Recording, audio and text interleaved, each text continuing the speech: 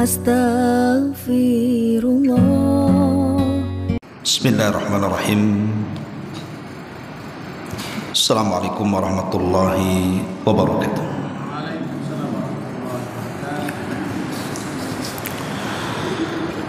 Alhamdulillah wassalatu wassalamu ala Rasulillah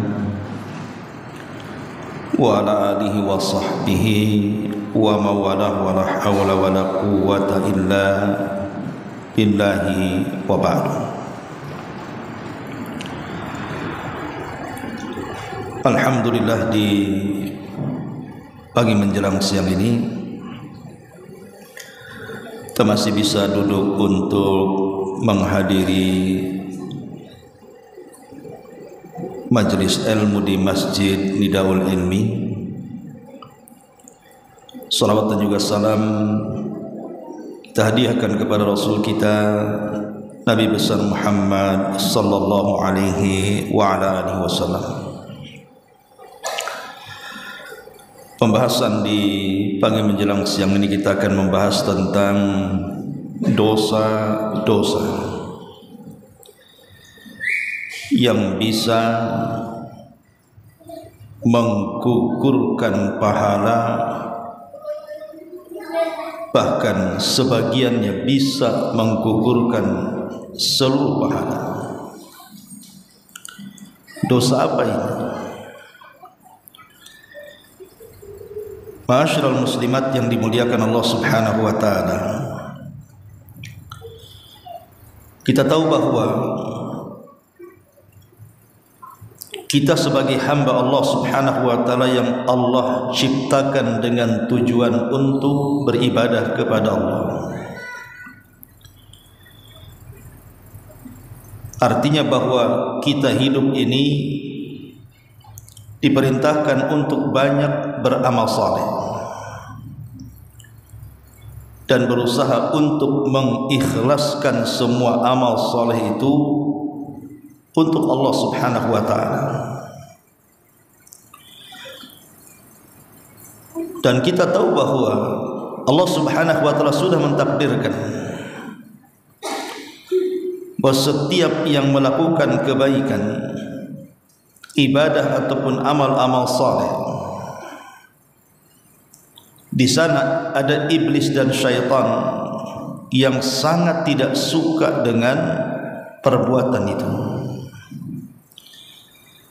sehingga mereka berusaha untuk menghalang-halangi kita melakukan amal saleh dan ibadah dengan upaya dan jerih payah mereka bagaimana caranya agar kita menggagalkan amal saleh kita. Minimalnya walaupun sudah terlanjur melakukan amal saleh, dibuatnya rusak amal saleh itu.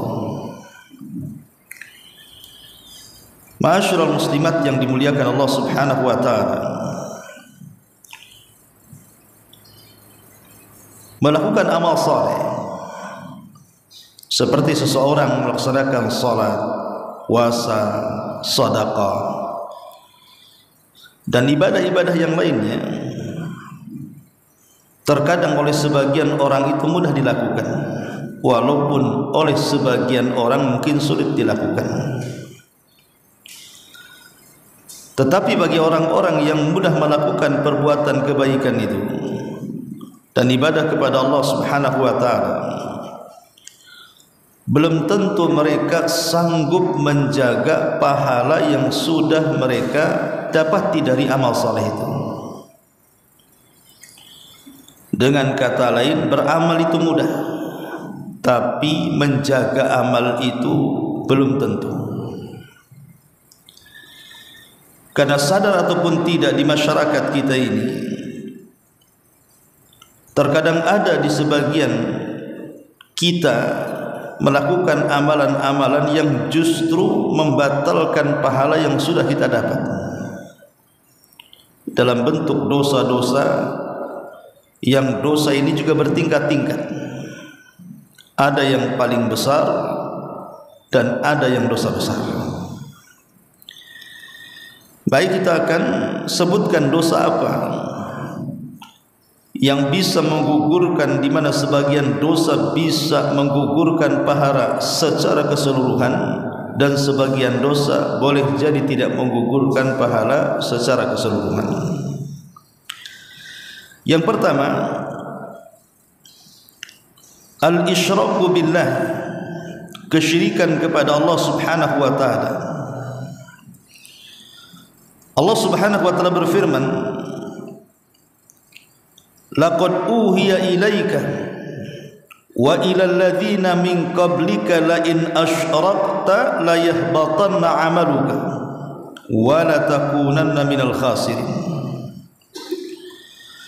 Dan sungguh telah diwahyukan kepadamu dan kepada orang-orang sebelummu, jika engkau wahai Muhammad melakukan kesyirikan, sungguh akan lebur amalanmu dan engkau termasuk orang yang rugi.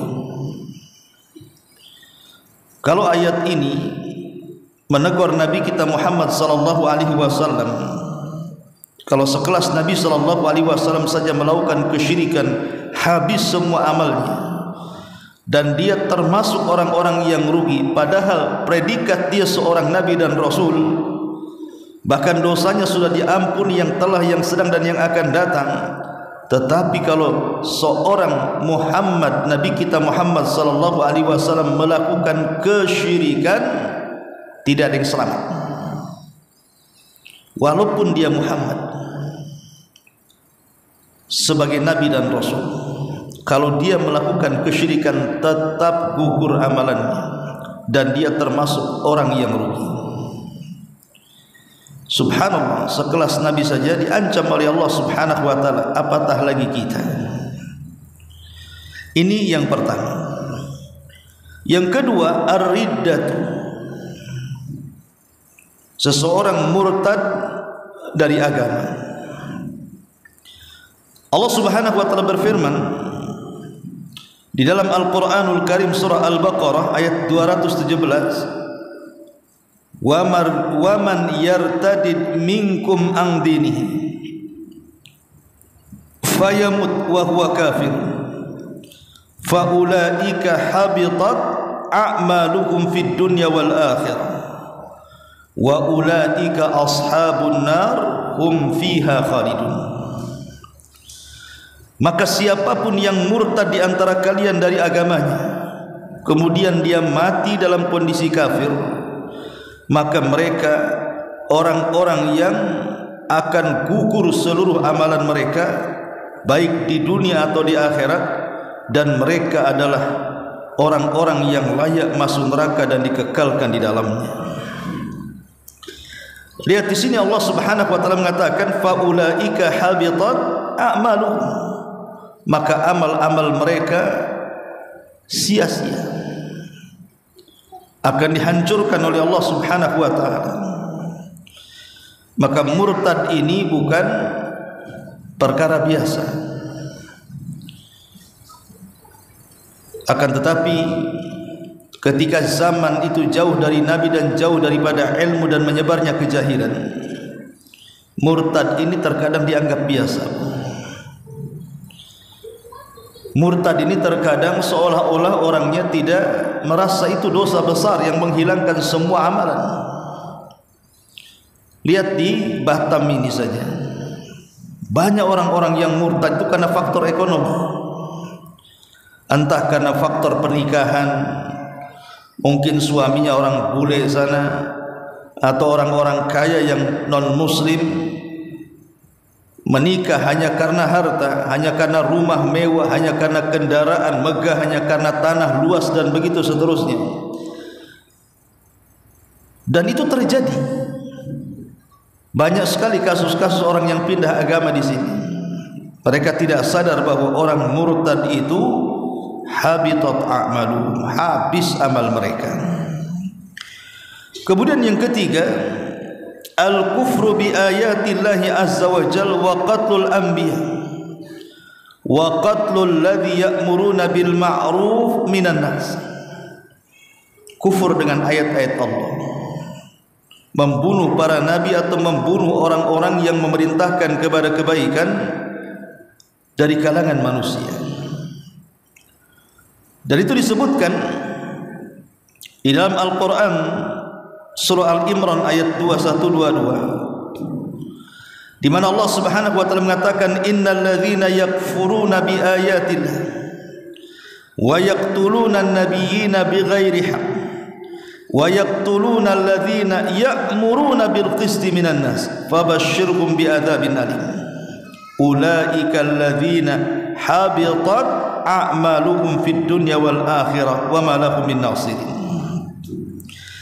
Orang-orang yang mereka kufur dengan ayat-ayat Allah, membunuh para nabi tanpa ada kebenaran, membunuh orang-orang yang merintahkan kepada kebenaran dari kalangan manusia, habar gembirakan kepada mereka dengan azab yang pedih. Dan mereka adalah orang-orang yang lebur, hancur amalan mereka di dunia dan akhirat, dan tidak ada penolong bagi mereka kelak pada hari kiamat.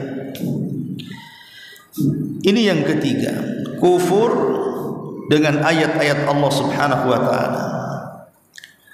Betapa banyak orang-orang di zaman sekarang, Bu, itu yang mereka menentang ayat-ayat Allah Subhanahu wa taala yang jelas-jelas itu perintah. Terkadang di antara mereka ada yang mengolok-olok sebagian ayat Allah Subhanahu wa taala atau hadis-hadis Nabi sallallahu alaihi wasallam. Contoh, orang-orang yang mereka menganggap bahwa semua agama sama. Pada Allah Subhanahu wa taala mengatakan innad dina indallahil Islam, bahwa agama yang paling diridhoi di sisi Allah itu Islam. Bagaimana mungkin orang mengatakan semua agama sama? Padahal tidak ada agama yang paling diridhoi kecuali Islam. Tidak lain karena mereka kufur dengan ayat-ayat Allah Subhanahu wa taala. Dari mana segi perbedaannya? Ya jelas beda. Agama yang menyatakan Tuhan itu satu dengan agama yang mengatakan Tuhan itu tiga kan berbeda. Agama yang mengatakan bahwa Tuhan itu lam yalid wa lam yulad, tidak mungkin melahirkan dan tidak mungkin dilahirkan, tidak sama dengan agama yang mengklaim bahwa Tuhan mereka adalah putra Allah Subhanahu wa taala. Sebagaimana Allah mengatakan dalam surah At-Taubah, wa qalatil yahud Uzair ibn Allah wa qalatin nasara al-masih ibn Allah. Berkata Yahudi Uzair itu putra Allah, berkata orang-orang Nasrani al-Masih Isa itu putra Allah. Maka akan berbeda dengan agama yang mengatakan lam yalid wa lam yulad, tidak dilahirkan dan tidak melahirkan. Ma'asyiral muslimat yang dimuliakan Allah Azza wa Jalla, maka orang-orang yang mengatakan semua agama sama atau seseorang itu bebas memilih agamanya, tidak ada paksaan, maka ini juga kekufuran.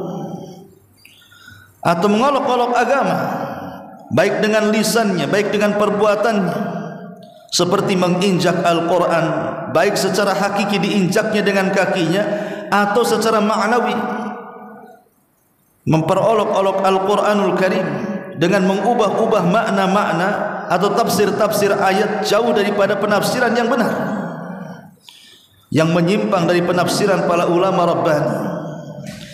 Ma'asyiral muslimat yang dimuliakan Allah Subhanahu wa taala, maka ini juga bagian daripada dosa-dosa yang bisa menggugurkan amal kebaikan. Kemudian yang keempat, karahiyatu syai'in minal Quran wa itba' ma askhatallah, membenci walaupun sedikit dari Quran atau mengikuti apa yang membuat Allah Subhanahu wa taala murka. Membenci sesuatu yang datang dari Quran atau sunnah Nabi sallallahu alaihi wasallam ini merupakan pintu kekufuran. Pintu kekufuran.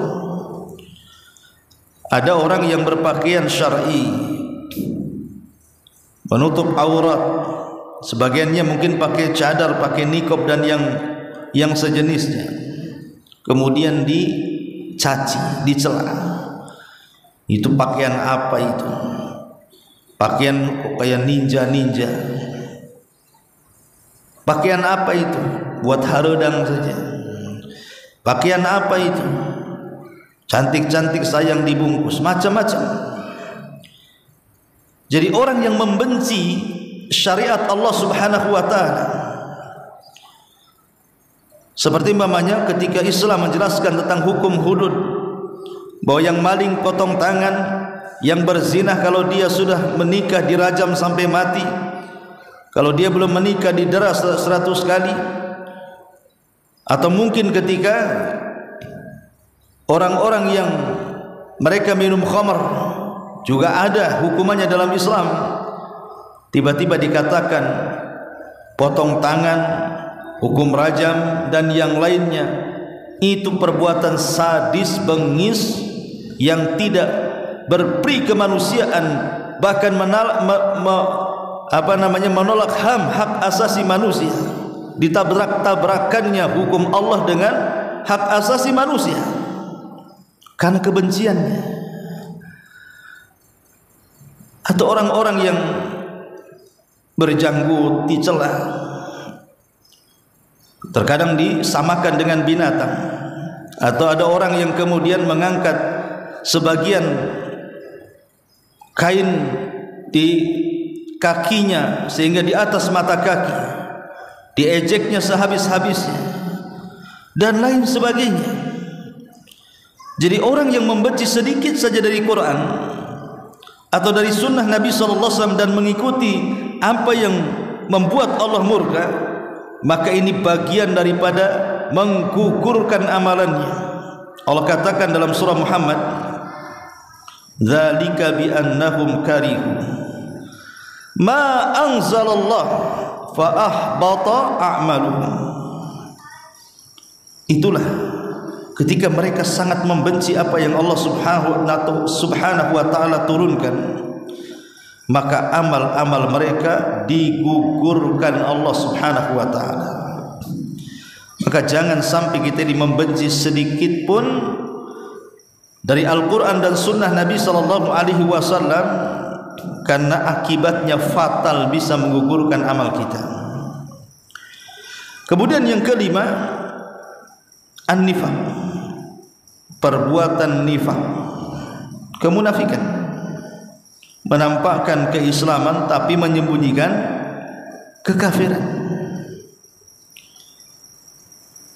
Kalau di zaman Nabi SAW orang munafik itu mereka takut menampakkan dirinya, karena sampai kalau ketahuan bisa dibunuh dia, sehingga mereka pun bersembunyi-sembunyi, sampai-sampai banyak para sahabat terkecoh dengan orang-orang munafik dan tidak bisa membedakan mana munafik mana sahabat, termasuk Nabi. Kalau bukan karena Allah Subhanahu wa taala membongkar orang-orang munafik, hatta Nabi sendiri tidak tahu siapa mereka. Tapi Allah Subhanahu wa taala Maha mengetahui, diberitahu nama-namanya. Dan Nabi sallallahu alaihi wasallam memanggil Hudzaifah bin Yaman, sirrun Nabi, pemegang rahasia Nabi, untuk mencatat dan tidak boleh ada yang tahu siapapun manusia kecuali dia dan Nabi sallallahu alaihi wasallam. Artinya di zaman Rasul orang munafik itu takut untuk terang-terangan. Tapi di zaman sekarang munafik itu terang-terangan, bahkan punya channel di YouTube, punya channel di TikTok, di Instagram, di apa, untuk apa? Live dalam rangka menghina Islam. Padahal dia mengaku Islam, tapi dia hina Islam terang-terangan. Ma'asyiral muslimat yang dimuliakan Allah Subhanahu wa taala. Dan itu banyak di negeri kita ini.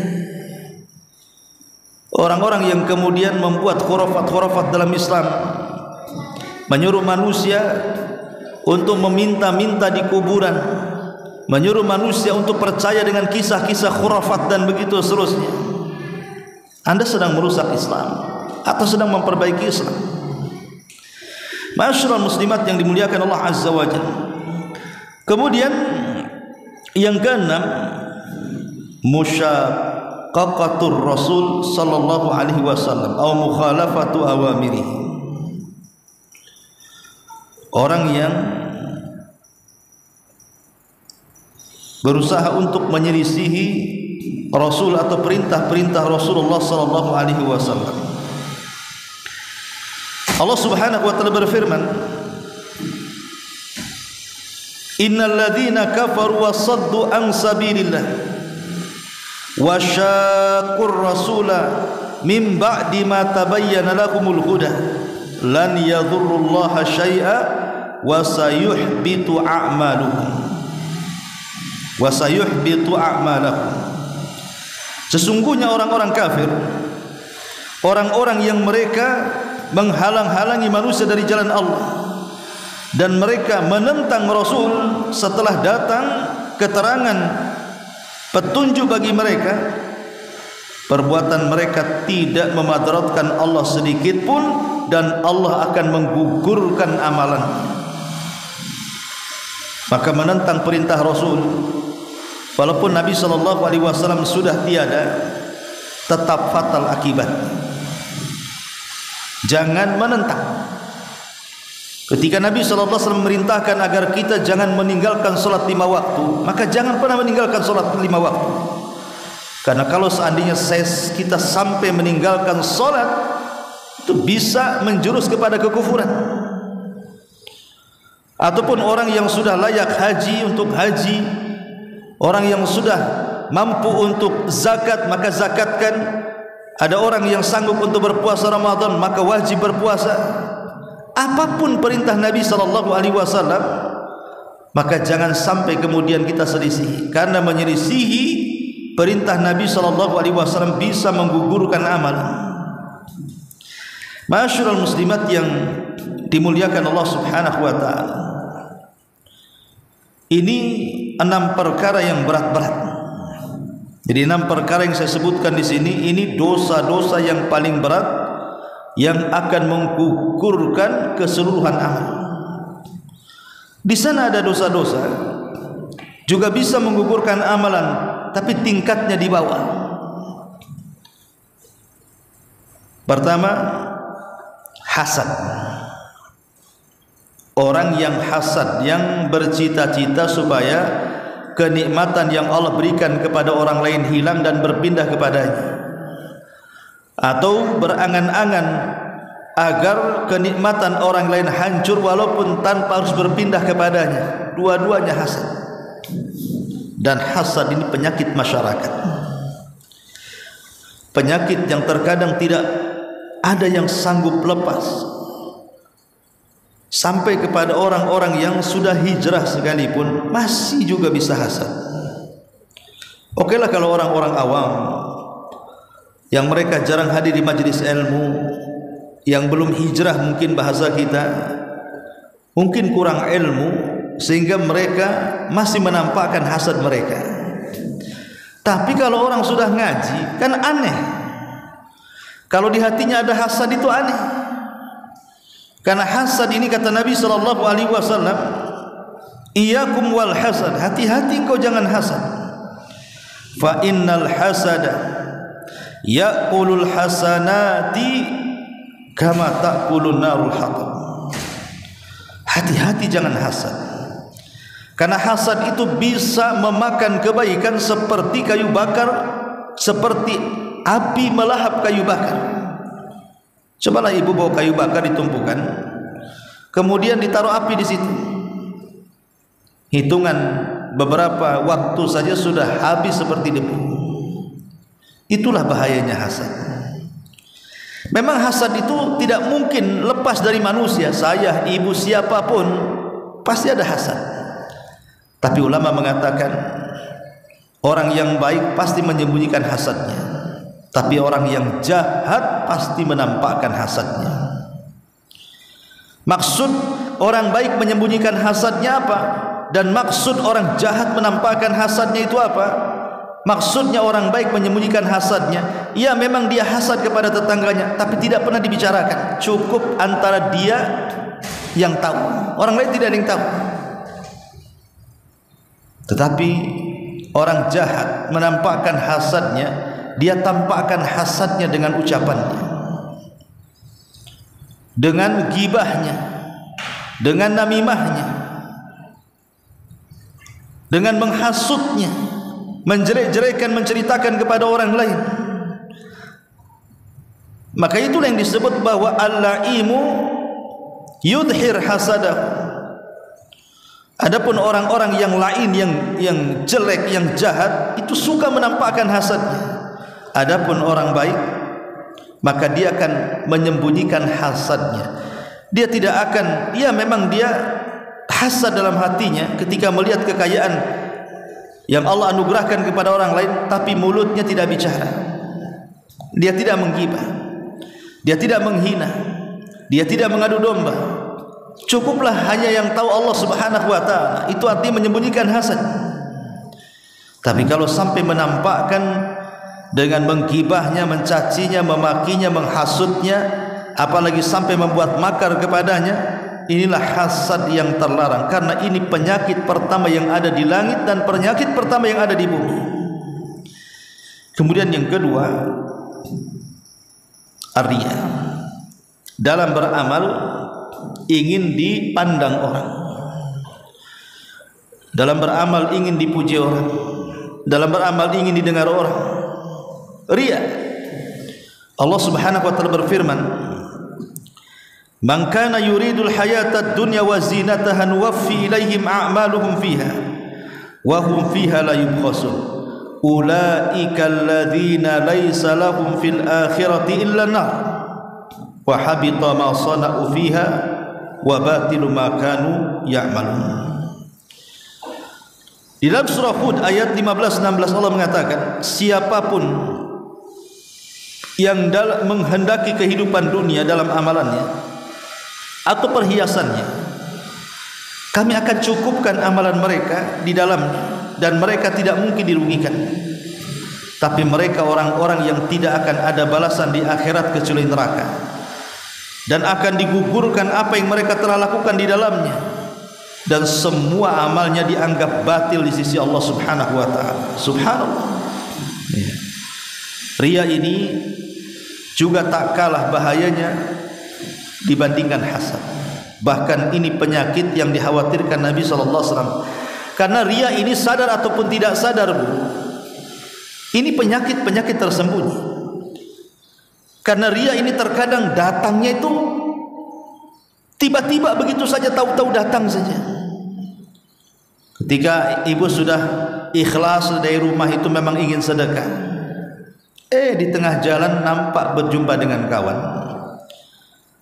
Mulai setan datang menggosok-gosok hatinya, kasih tahu, kau mau sedekah, katanya. Mulailah cerita dengan kawannya. Ketika ditanya, mau kemana om? Ini mau ngantarkan sedekah. Ini kan awalnya sebenarnya ikhlas pulang, berangkat dari rumah membawa sedekah itu untuk disampaikan kepada fakir miskin umpamanya atau anak yatim. Tidak ada niat riya sama sekali. Gara-gara di tengah jalan ketemu kawannya, nyapa mau kemana gitu ya, setan masuk. Mau kemana om? Ini mau ngantar sedekah. Padahal ibu kan bisa saja mengatakan mau kemana, itu mau ke depan. Ke depan kemana? Ke depan pokoknya. Itu ke rumah si Anu. Bisa saja bukan? Tapi kadang-kadang setan ini pinter dia. Memang kelihatan jujur jawabannya, tapi di balik kejujuran jawaban itu justru ada riya yang akan mendorong habis semua amal yang dilakukannya. Sedekahnya itu tidak berpahala. Masyarul muslimat yang dimuliakan Allah Subhanahu wa ta'ala, makanya hati-hati dengan riya. Yang ketiga, qati'atur rahim, memutus silaturahim. Nabi SAW mengatakan, innal a'mal tu'radu kulla khamisin wa laylatil jum'ati fala yaqbalullahu amala qati'ir rahim. Sesungguhnya amal itu akan ditampakkan pada setiap hari Kamis, malam Jumat, dan Allah tidak akan menerima amal para pemutus rahim. Orang yang memutus tali silaturahim, maka Allah tidak menerima amalan. Subhanallah. Kita tahu bahwa amalan itu diangkat. Ada yang berupa harian, ada yang berupa pekanan, ada yang berupa tahunan. Seperti harian, amal kita diangkat di waktu asar dan subuh. pekanan amal kita diangkat di waktu hari Senin dan Kamis. Kemudian tahunan amal kita diangkat di setiap bulan Sya'ban. Tetapi orang-orang yang memutus silaturahim, maka amalannya percuma, tidak akan diangkat. Maka memutus silaturahim ini bisa menghalangi amalan kita akan diangkat dan diperlihatkan di sisi Allah Subhanahu wa taala. Kemudian yang keempat, ghibah. Orang yang menggibah, dzikraka akhaka bima yakrah, kata Nabi. Engkau menyebutkan saudaramu dan kalau dia dengar dia tidak suka. Itulah ghibah. Kita menyebutkan saudara kita, apakah penyebutannya baik ataupun jelek, kalau dia mendengar dan tidak suka dengan cerita kita, maka itu ghibah. Subhanallah, Rasul ketika memberikan definisi ghibah tidak menyebutkan apakah kita membicarakan orang itu dengan kebaikan ataukah membicarakan orang itu dengan keburukan. Kalau dia dengar tidak suka, itu namanya ghibah. Tapi umumnya ghibah itu tidak ada membicarakan orang kebaikan, rata-rata keburukan. Menggibah orang itu kan rata-rata yang diucapkan keburukan, mengumbar aib orang, menjelek-jelekan orang, menghina orang. Makanya ghibah ini juga bisa membatalkan amal. Karena nanti pada hari kiamat ada orang-orang yang dianggap kaya dengan pahala, bahkan pahalanya sebesar gunung-gunung, tiba-tiba lisannya yang menghancurkan amalan itu. Kata Imam Ibnul Qayyim rahimahullahu taala, wa innal abda la ya'ti yaumal qiyamah, dan sesungguhnya seorang hamba kelak akan datang pada hari kiamat bihasanati amsalil jibal, dengan kebaikan-kebaikan sebesar gunung-gunung, fayajidu lisanahu qad hadamaha alaih, dan sungguh didapati lisannya telah menghancurkan amalan semuanya, kullah. Lihat bagaimana dosa lisan ghibah ini bisa menghancurkan banyak pahala walaupun pahala itu segunung. Dan ini menunjukkan bahasa lisan kan? Karena lisan ini kan bisa dibawa kemana saja. Dia bisa dengan lisan itu menghapuskan dosa segunung, bisa juga dengan lisan itu menghilangkan pahala segunung.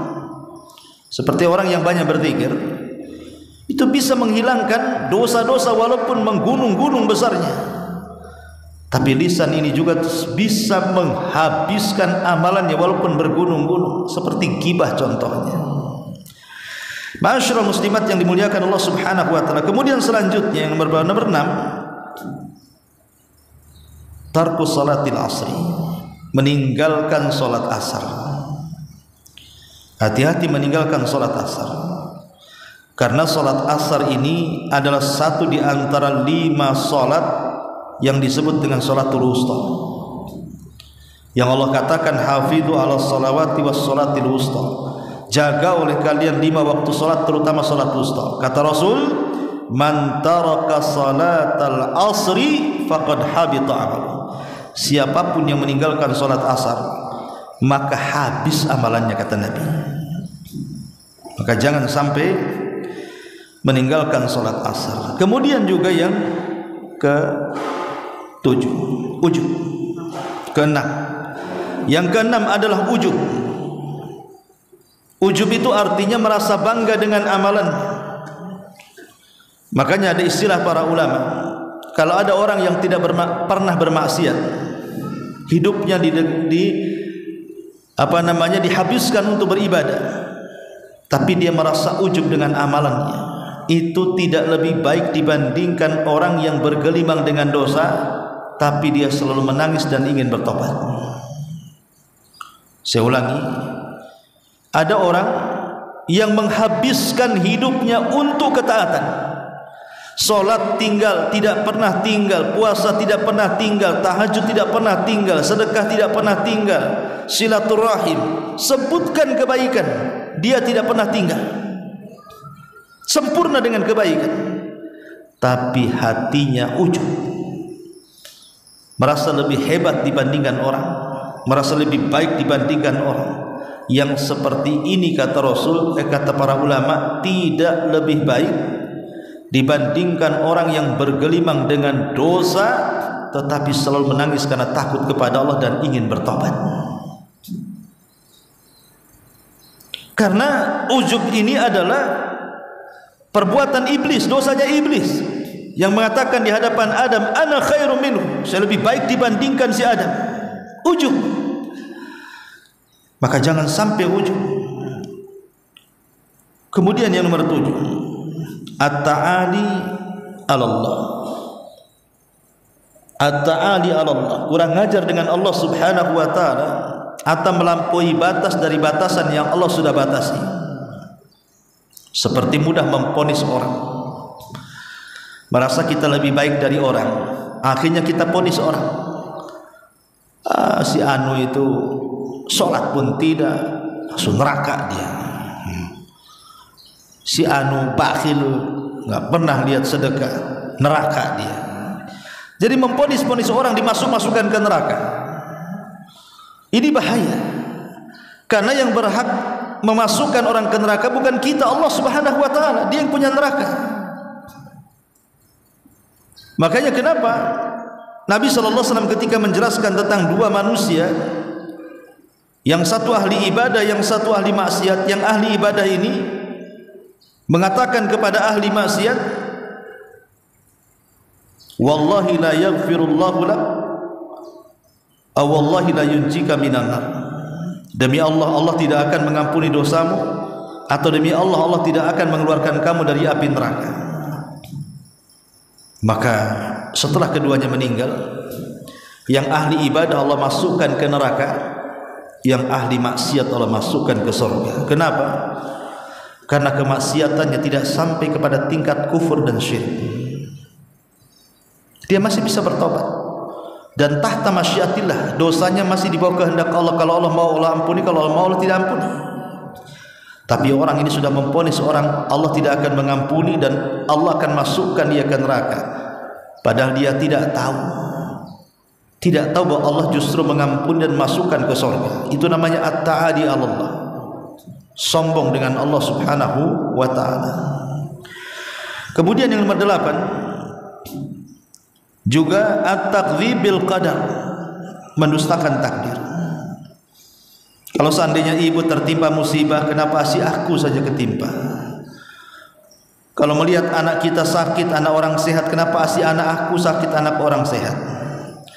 Kalau seandainya usaha kita ini gulung tikar, dia mengatakan, ya Allah, kenapa si aku saja yang gulung tikar, kenapa orang itu kebentang-bentang tikar? Kalau umpamanya seseorang itu mungkin ada kematian dari orang yang tercinta, dia mengatakan, kenapa dia mesti yang mati, kenapa enggak si anu saja yang mati? Menolak takdir, mendustakan takdir. Maka ini juga bisa menggugurkan amal, at-takdzibu bil qadar. Ma'asyiral muslimat yang dimuliakan Allah Subhanahu wa taala, termasuk juga yang nomor 9, intihaku hurumatillah, menyobek kehormatan Allah Subhanahu wa taala di saat fil khalawat, di saat tidak ada yang tahu kecuali dia dengan Allah Subhanahu wa taala. Jadi kalau kita sedang bersendirian, tidak ada yang tahu, tapi di depan kita ada handphone, mulai mengambil handphone, tujuannya bagus, nengok kajian, tapi lama-lama channelnya geser, dari nengok kajian yang belum selesai jadi nengok sinetron, drakor, drama Korea, atau nengok yang tidak-tidak, atau nengok yang tidak pantas untuk dilihat, atau nengok yang menghabiskan waktu-waktunya yang tidak ada manfaat dan tidak ada faedahnya sama sekali. Majlis-majlis tertawa sepanjang masa yang ada di YouTube itu. Maka orang-orang yang diam-diam tidak ada yang tahu kecuali dia dengan Allah, kemudian dia menerjang keharamannya, maka ini bisa menggugurkan pahala walaupun sebesar gunung Tihama. Dan itu disabdakan oleh Rasul, la'alamanna aqwaman min ummati ya'tuna yawmal qiyamah bihasanati amthali jibalin tihama bidhan fayaj'aluha Allahu azza wa jalla haba'an manthura. Kata Rasul, saya akan kasih tahu kalian tentang sebuah kaum dari umatku, mereka datang pada hari kiamat dengan membawa kebaikan sebesar gunung Tihama, tapi Allah habiskan di hadapannya, Allah gugurkan di hadapannya. Kenapa? Sahabat bertanya, apa salahnya? Bukankah dia sudah membawa pahala sebesar gunung Tihama? Maka Rasul mengatakan, amma innakum ikhwanukum wa min jildatikum wa ya'khuduna minal laili kama ta'khudun walakinnahum aqwam idza khalau bi maharimillahi intahaquha. Mereka adalah saudara kalian juga, kulitnya seperti kalian, mereka juga handal salat malam, tetapi apabila mereka bersendirian, di depannya ada keharaman Allah, diterjangnya keharaman itu dan dilakukannya, dia tidak sadar bahwa dia sedang diawasi Allah. Ya, mungkin orang tidak melihat maksiat kita, tapi Allah melihatnya, dan itu menunjukkan kita tidak punya rasa malu kepada Allah Subhanahu wa ta'ala. Wajar kalau seandainya amalan yang sudah kita lakukan gugur gara-gara dosa yang tidak terang-terangan. Kemudian nomor 10, sedekah. Kemudian dibalik sedekah al-man wal adha.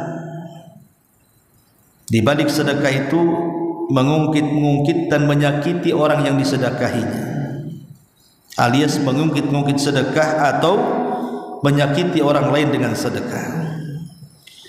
Maka ini juga hal-hal yang bisa menggugurkan amalan. Lalu apa lagi yang bisa menggugurkan amalan? Mendatangi dukun. Orang yang mendatangi dukun itu sholatnya 40 hari tidak diterima, dan kalau sampai membenarkan maka bisa keluar dari Islam karena dia sudah berlepas dari syariat Rasul sallallahu alaihi wasallam. Kata Nabi SAW, man ata arrafan fasa'alahu an syai'in lam tuqbal lahu salatu arba'ina laila.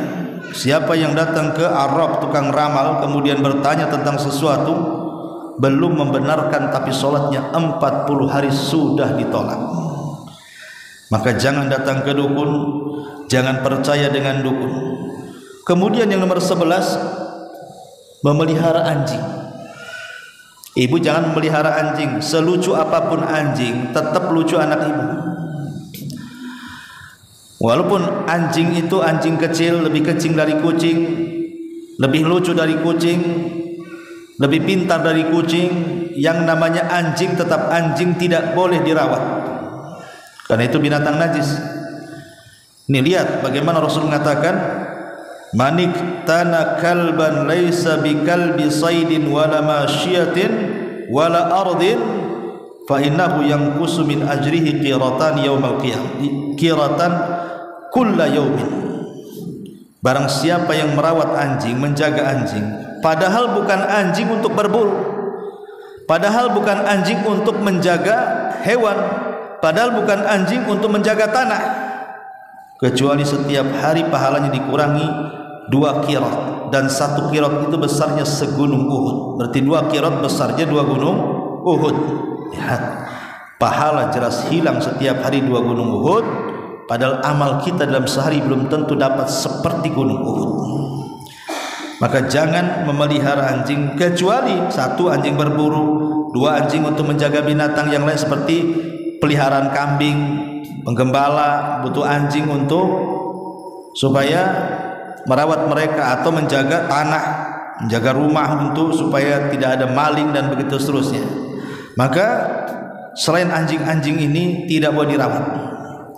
Kemudian juga yang nomor 12, zulmul akharin, melakukan kezaliman kepada orang.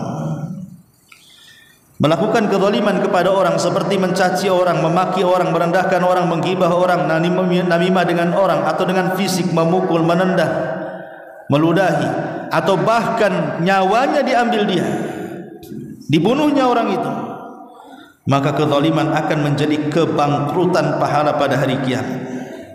Kezaliman bisa menjadi kebangkrutan pahala pada hari kiamat. Dan yang terakhir, syurbul khamr, minum khamr. Kata Nabi SAW, man syaribal khamra wa saqira lam tuqbal lahu salatu arba'ina sabahan. Siapa yang minum khamr kemudian mabok, tidak akan diterima salatnya selama 40 pagi. Wa in mata dakhalal jannah, kalau mati masuk neraka.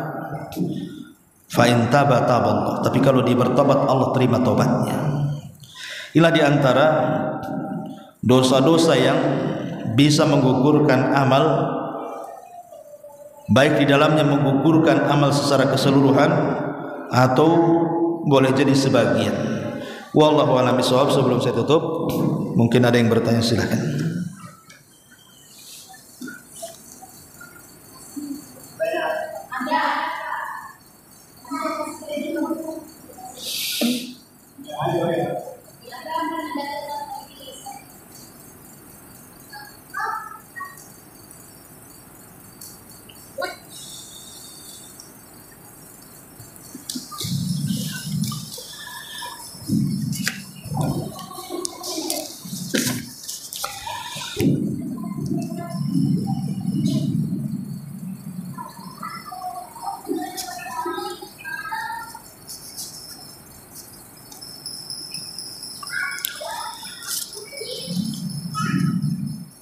Iya, di sini ada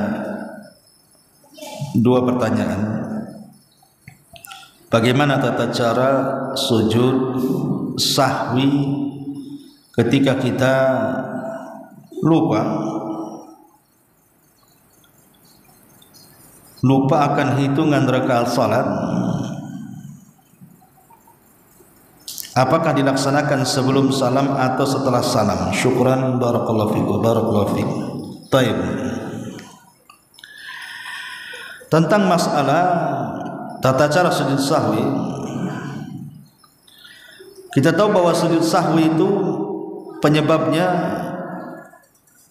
3 macam.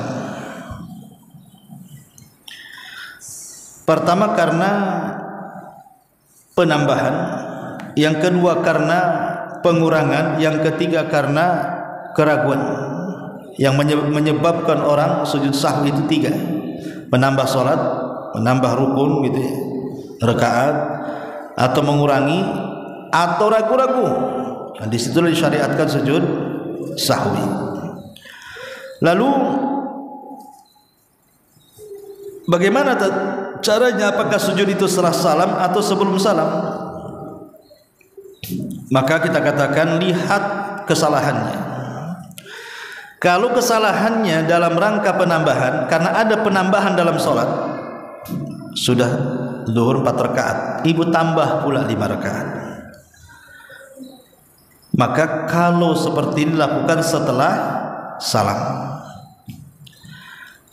Kemudian yang kedua, pengurangan, baru 3 rakaat sholat zuhur ibu sudah salam, diingetin kurang serakaat, akhirnya ibu bangkit menyempurnakan yang serakaatnya, maka lakukan sujud sahwi sebelum salam.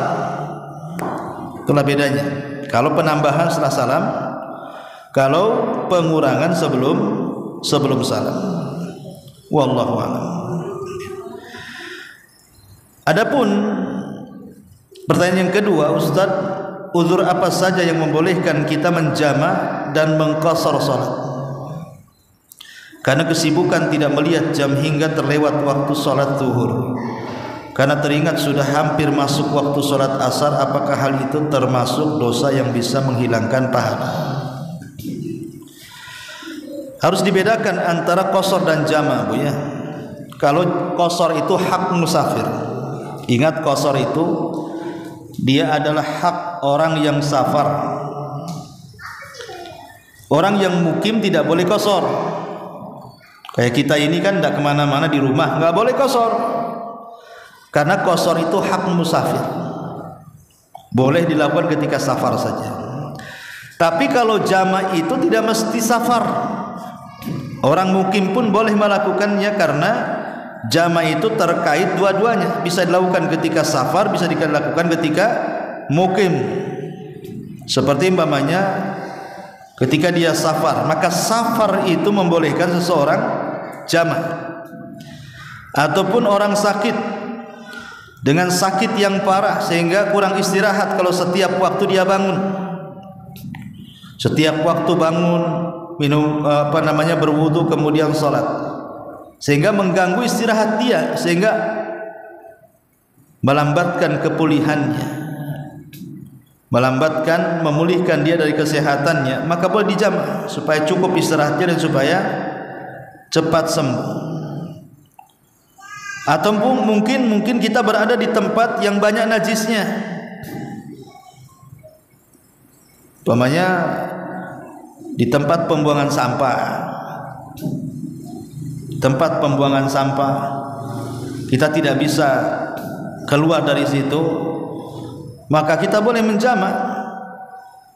Ataupun mungkin dalam kondisi kita berada di pesawat, maka kita boleh menjama'. Umpamanya naik pesawatnya jam 9 pagi, sampai sananya jam 4 sore, kan nggak mungkin kita turun, paksa kita jama' ya di pesawat ataupun ketika turunnya. Jadi itulah diantara hal-hal yang dibolehkan tentang orang itu boleh melakukan jama'. Yang penting alasannya adalah masyaqqah, alasannya adanya keberatan. Kalau dikerjakan sholat itu sendiri-sendiri sesuai dengan waktunya, ada rasa keberatan, pengen ada acara ya, supaya agak ringan, dijama' aja lah biar acaranya lancar gitu ya. Wallahu alam. Ini diantara alasan-alasan bolehnya menjama' atau mengqashar sholat. Baik, sampai di sini mudah-mudahan manfaatnya. Subhanallah bihamdika asyhadu an la ilaha illa anta astaghfiruka wa atubu ilaik. Allahu ta'ala alam. Assalamualaikum warahmatullahi wabarakatuh.